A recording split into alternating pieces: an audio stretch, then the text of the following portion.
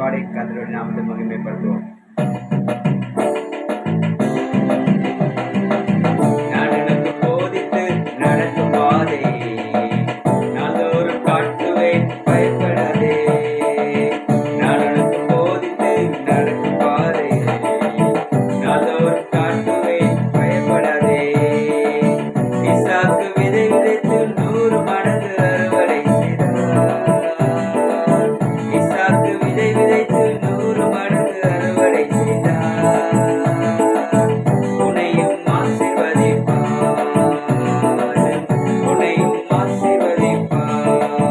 நான் உனக்கு போதித்தேன் நடக்கும் பாதை நாள்தோறும் காட்டுவேன், பயப்படாதே.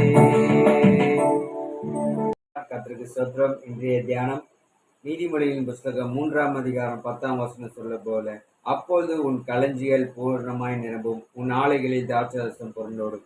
இந்த வார்த்தை கேட்டுக் கொண்டிருக்கிற அன்பான சகோதர சகோதரி, கர்த்தர் உங்களை பார்த்து சொல்ல, உங்க களஞ்சியங்கள் எல்லாம் கர்த்தர் இந்த கால வேளையில இந்த மாதத்துல கர்த்தர் நிரப்ப வல்லவராயிருக்கிறார். ஜெபிப்போமா.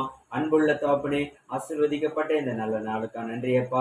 இந்த வசனத்தின்படி இந்த கால வேளையில இந்த மாதத்துல கர்த்தர் ஒரு பெரிய காரியங்களை செய்து களஞ்சியங்களை கர்த்தர் நிரப்ப வல்லவராயிருக்க போறதுக்காக நன்றியப்பா. தாழ்த்தியோ படைக்கிறோம். இயேசுவின் நாமத்தில் பிதாவே, ஆமென். God bless you.